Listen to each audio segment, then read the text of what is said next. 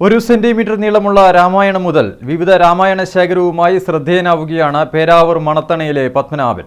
കൗതുകവും തത്വങ്ങൾ നിറഞ്ഞതുമായ രാമായണത്തിന്റെ നിരവധി കളക്ഷനാണ് പത്മനാഭന്റെ വസതിയിലുള്ളത്.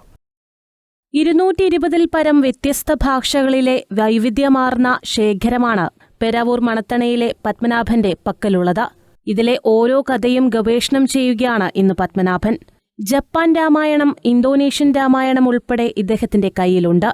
ഇപ്പോൾ താളിയോലയിൽ എഴുതിയ രാമായണം വായിച്ചു മനസ്സിലാക്കി വരികയാണ് ഇദ്ദേഹം. താളിയോലയുടെ പഴക്കത്തിൽ അക്ഷരം തെളിയാനായി തുളസിയും മറ്റും ഉരസിയാണ് വായിച്ചെടുക്കുന്നത്.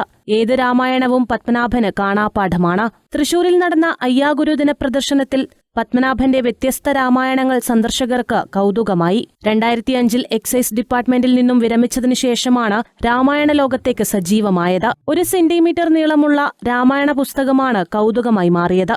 താൻ തന്നെ ആൽബങ്ങളാക്കിയ 300-ലേറെ ചിത്രങ്ങളും പത്മനാഭന്റെ കൈവശമുണ്ട്. നിരവധി ചിത്രഗ്രന്ഥങ്ങളും കോടതി വിധികളും വായിച്ചു പഠിച്ചതിനു ശേഷം സ്വന്തമായി എഴുതി അവതരിപ്പിക്കാനുള്ള കഴിവും മറ്റൊരു പ്രത്യേകതയാണ്. രാമായണ തത്വം ഏതു തരത്തിലാണ് ലോകത്തിൽ പ്രചരിച്ചിട്ടുള്ളത് എന്നും അതിന്റെ പ്രധാന സവിശേഷതകൾ പൂർണ്ണമായി മനസ്സിലാക്കുവാനുമാണ് തന്റെ ലക്ഷ്യമെന്ന് പത്മനാഭൻ പറയുന്നു.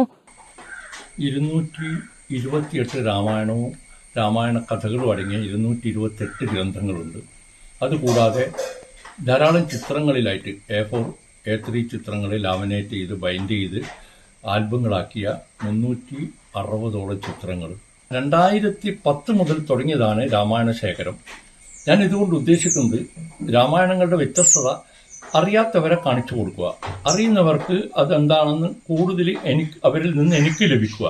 അത് രാമായണത്തെപ്പറ്റി മനസ്സിലാക്കുവാനും രാമായണ തത്വങ്ങൾ എന്താണ്, ലോകത്തിൽ ഏത് തരത്തിലാണ് ആ തത്വം പ്രചരിച്ചിട്ടുള്ളത്, അതിൽ എത്ര മനുഷ്യത്വകരമായിട്ടുള്ള കാര്യങ്ങൾ നമ്മൾ മനസ്സിലാക്കേണ്ട എത്ര കാര്യങ്ങളുണ്ട്, ഈ കാര്യങ്ങൾ മനസ്സിലാക്കാനും വേണ്ടിയിട്ടാണ് ഞാൻ ഈ ദൗത്യമായിട്ട് ഇറങ്ങിയത്.